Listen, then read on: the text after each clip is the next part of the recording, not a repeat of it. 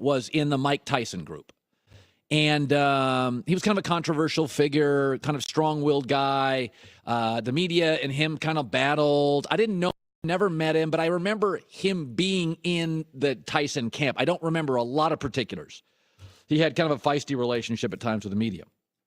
So he stopped by the show yesterday. I'm like, oh, my God, John, I haven't seen you in years. Do you remember me? And he goes, I never met you, but you were on local TV in Vegas covering Tyson all the time. And it was neat. It was like, wow, I haven't seen you. We sat down and talked.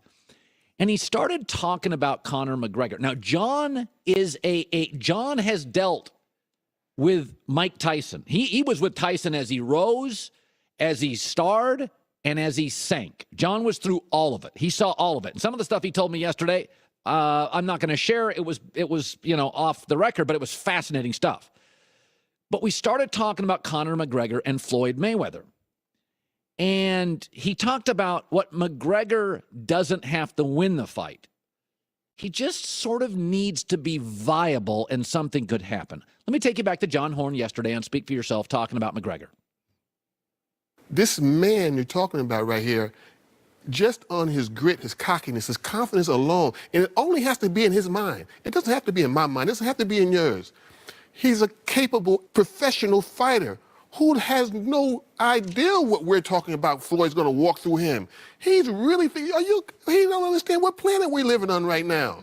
It's going to take Floyd 3 or 4 rounds to make this man start to believe, okay, maybe he's better than I thought he was. The point being, he thinks McGregor's going to do pretty well. He does not think McGregor's going to win, but he thinks he's going to represent himself in very strong fashion.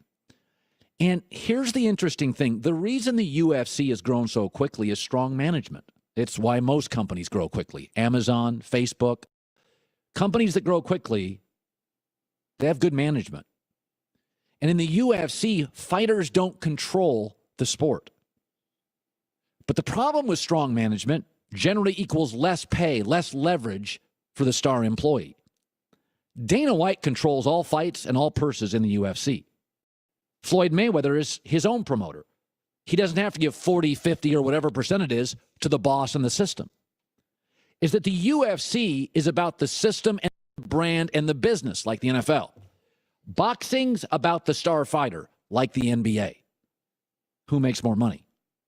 The question to me is, if McGregor comes out and is at least viable, loses in 12 rounds, but absolutely lands punches and is awkward as a lefty and a UFC fighter, that he does make Mayweather pause and at times look uncomfortable, would he just leave the UFC? Would they lose their top drawing card? Because boxing can pay you more, and boxing is less controlling. And boxing, like the NBA, is about the fighter, not the brand. This is why actors love Netflix and Amazon. More control, more money, take out the middleman. I'm watching Ozark with Jason Bateman. He can star, he can direct, he can write, he can do it all. That's why actors like Netflix and Amazon. McGregor doesn't need to win. Mayweather needs to win. McGregor needs to have a decent account of himself, land a few punches, make Floyd occasionally uncomfortable.